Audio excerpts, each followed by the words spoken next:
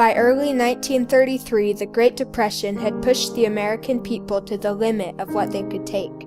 The Depression was at its worst, and President Herbert Hoover was unable to solve the problem. So when Franklin Roosevelt, in his first inaugural address, pledged to take action and action now, the American people saw it as a promise not only of federal aid, but of leadership.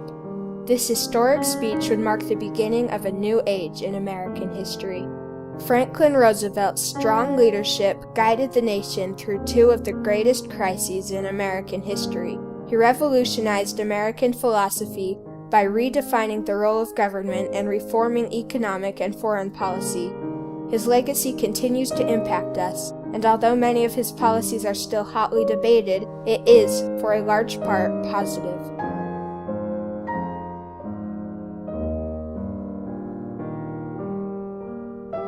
If anything happened to that man, I couldn't stand it. He is the truest friend. He has the farthest vision. He is the greatest man I have ever known. Winston Churchill. Born to a patrician family in 1882, Franklin Delano Roosevelt led a pampered childhood, over which his mother took complete control. In 1905, he married his distant cousin, Eleanor Roosevelt. After a brief career as a corporate lawyer, he went into politics. His relation to Theodore Roosevelt, coupled with a natural charisma, led to a successful rise to power, halted only by his contraction of polio in 1921. He recovered, but his legs would be paralyzed for the remainder of his life. He returned to politics and was elected mayor of New York in 1928. When the stock market crashed in 1929, the country's economy quickly collapsed. Edmund Wilson, the prolific American writer, visited Chicago and found a sea of misery. He saw an old immigrant dying of a tumor with no heat in the house on a cold day. The garbage dumps were diligently haunted by the hungry. President Herbert Hoover was hesitant to acknowledge the crisis. However, by 1932, many of the nation's destitute were beginning to protest violently to the inaction. In the Farm Belt, enraged farmers blockaded roads, dumped milk into ditches, and mobbed farm foreclosures. The number of homicides and suicides skyrocketed. The nation was in desperate need of leadership. Franklin Roosevelt's optimism resulted in a presidential nomination and a landslide victory in the 1932 presidential election. The atmosphere on the day of Franklin Roosevelt's inauguration was mixed. The Depression was at its worst, but the event was one of excitement. Franklin Roosevelt's remarkable first inaugural address further encouraged a feeling of optimism. As Joseph Williams listened to the speech from Detroit, a feeling almost impossible to describe came over me. It was a feeling of renewed hope, a feeling that this old world was going to be a pretty good place after all, a feeling that soon this life was going to be worth living. When Franklin Roosevelt took office, the banking crisis, caused by widespread bank runs, was seen as the most pressing problem of the Depression. Franklin Roosevelt took immediate action and declared a 4-day-long bank holiday, then prepared to open fiscally secure banks while giving failed banks the time and resources to recover. However, if withdrawals continued once the banks reopened, then this action would quickly fail. So Franklin Roosevelt gave his first fireside chat in an attempt to restore the American people's confidence in the banks. He explained the situation in simple terms that everyone could understand, a form of leadership he displayed often.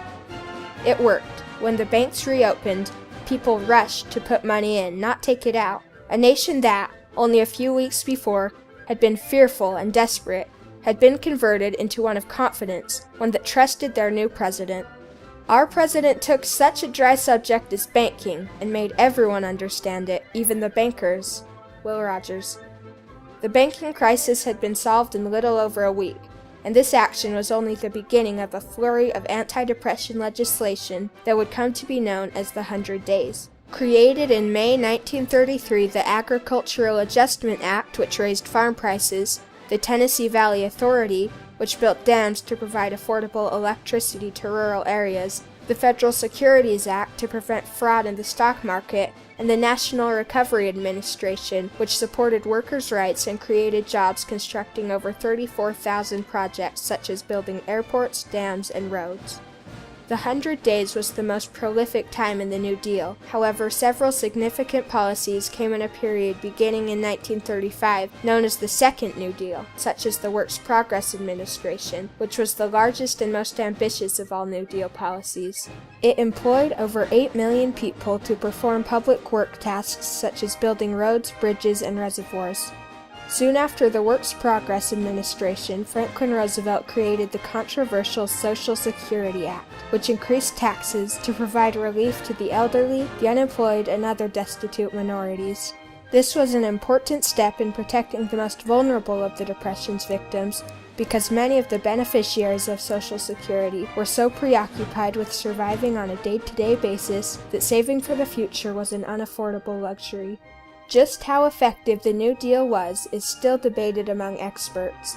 By 1939, the Great Depression was not technically over, and a few aspects of it were nearly as bad as they had been when Franklin Roosevelt first became president. However, the overall situation was much improved. The New Deal provided quick relief, opened millions of jobs, restored the confidence of the American people, and eased civil unrest. Crime rates plummeted, the economy grew, and the American people felt that their situation was no longer hopeless. Over the course of the New Deal, the role of federal government, as well as economic policy, was fundamentally redefined. Prior to the New Deal, American philosophy had been small government, which had very little involvement in the lives of its citizens. The more active role of government, created by Franklin Roosevelt, is now an integral part of America. Many New Deal policies, or at least their ideas, remain with us today, such as Social Security, Federal Deposit Insurance, the Federal Housing Administration, and the Tennessee Valley Authority. During the New Deal, tensions were rising in Europe. By 1940, full-out war had been declared by many nations. The United States was determined not to take a position. It was common belief among Americans that their physical separation from Europe and Asia was an effective barrier. Franklin Roosevelt was one of the few who realized that the only true protection America had from Axis aggression came from the Allies, primarily Britain. However, it appeared that Britain would soon succumb to the attacks of Germany. Franklin Roosevelt wanted America to take a more active role, but, due to American isolationism, this seemed impossible. He needed the support of the American people to take any direct action, and he once again talked to them honestly about the situation in a fireside chat. Franklin Roosevelt's principles of foreign policy, although opposed by some minorities, soon gained the general support of the American people, and the United States became involved in the war. Before World War II, America was, in many ways, a weak and isolated nation. Due to Franklin Roosevelt's legacy on American foreign policy, America became, and still is, a leading global power. His philosophy of aiding other countries is deeply ingrained in American foreign policy. When America keeps to these ideals, its foreign policy is highly successful. The economic and regulatory reforms of the New Deal, together with the dramatic change in foreign ideals, have completely transformed America. This is Franklin Roosevelt's true legacy. As the world mourned Franklin Roosevelt's death on April 12, 1945, his true leadership had never been more clear. He had taken a nation in all-encompassing despair and led them cheerfully through two great crises. The American people trusted him and supported him in nearly all his efforts. They had come to feel an almost personal bond with their president. In the words of Bill Livingston, an American prisoner of war being marched through the German countryside at the time of Roosevelt's death, "At noon we came to a halt. 2 men walked up a low hill. One was carrying a trumpet. It had stopped raining by now, but there was still a heavy slate-gray cloud cover. One of them was an officer, and he said in a voice loud enough for all to hear, 'I have been told that President Roosevelt died yesterday, April the 12th. The sergeant will play taps now. Then we will have a few moments of silence.'